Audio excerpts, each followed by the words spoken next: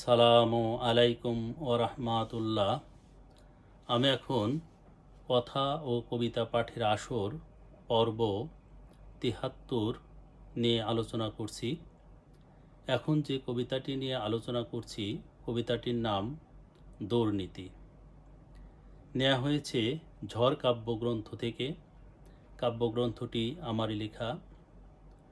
বলা হয়েছে এমন: দুর্নীতিতে সিদ্ধহস্ত মন্ত্রী ও আমলারা, অবশেষে খুলল মুখোশ ভেতরের চেহারা।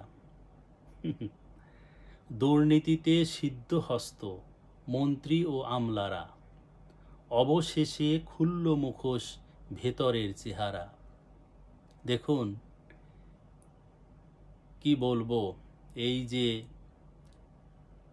যুগে যুগে বলেন, প্রত্যেক সরকারের আমলে বলেন, এই যে দুর্নীতি দমন কমিশন, এই যে সব দুর্নীতিবাজদের ধরে, এরা কারা? এরা কারা? গরিব, রিক্সাওয়ালা, শ্রমিক, সাধারণ মানুষ তো এই দুর্নীতি করতে যায় না।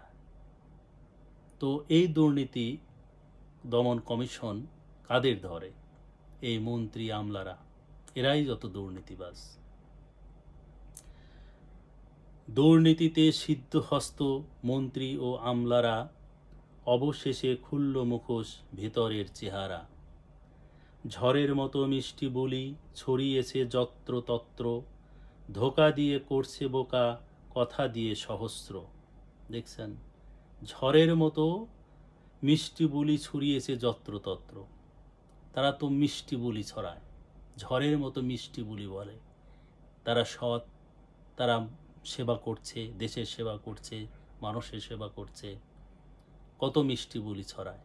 অথচ এরাই লক্ষ লক্ষ কোটি কোটি টাকা আজ বিদেশে পাচার করছে, দেশে অঢেল সম্পদের পাহাড় গড়ছে এই দুর্নীতিবাজরা। দেখুন, চোখেই দেখুন কারা দুর্নীতিবাজ। অথচ ধোকা দিয়ে করছে বোকা কথা দিয়ে সহস্র। এরা জনগণকে কথা দিয়ে ধোকা দেয় এবং বোকা বানায়, মানে বোকা বানায় এরা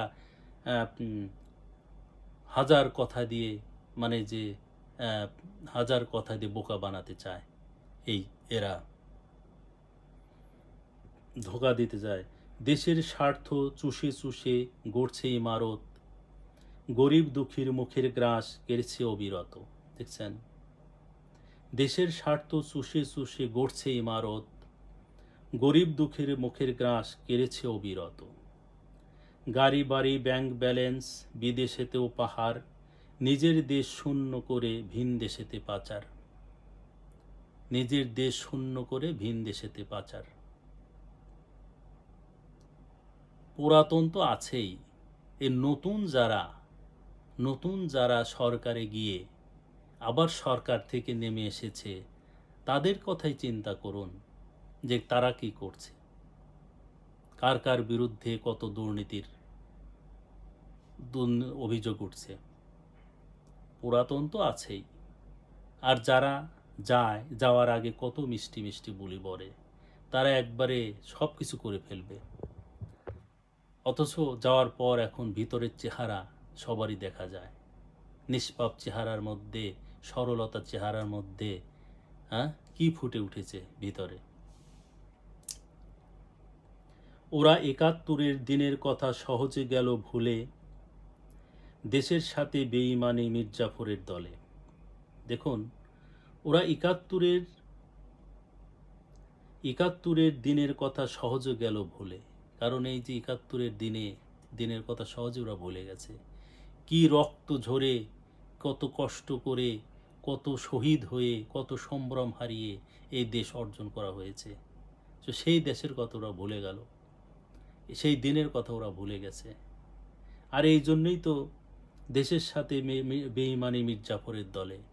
যারা ওই ৭১-এর কথা ভুলে যায়, তারা মির্জাফরি তো করবেই, এটাই তো স্বাভাবিক।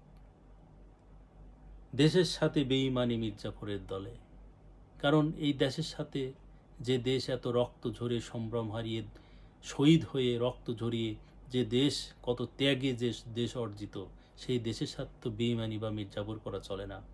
সেই দেশ কিভাবে উন্নতি করা যায়, দেশ কিভাবে ভালো করা যায়, ডেভেলপ করা যায়, দেশের মানুষকে উন্নতি করা যায়, সেই দিক চিন্তা থাকতে হবে। আপন স্বার্থে করল দেশ তলাবিহীন ঝুরি, ঘৃণা লজ্জায় বাংলাদেশ সারা বিশ্ব জুড়ি। দেখছেন, এই যে হাজার হাজার কোটি কোটি টাকা বিদেশে পাচার করে, এটা বিদেশিদের কানে যায় না, বিদেশিদের নিউজে এটা প্রকাশ পায় না, বিদেশিওয়ালারা জানে না। এতে কি কাদের দুর্নাম হয়?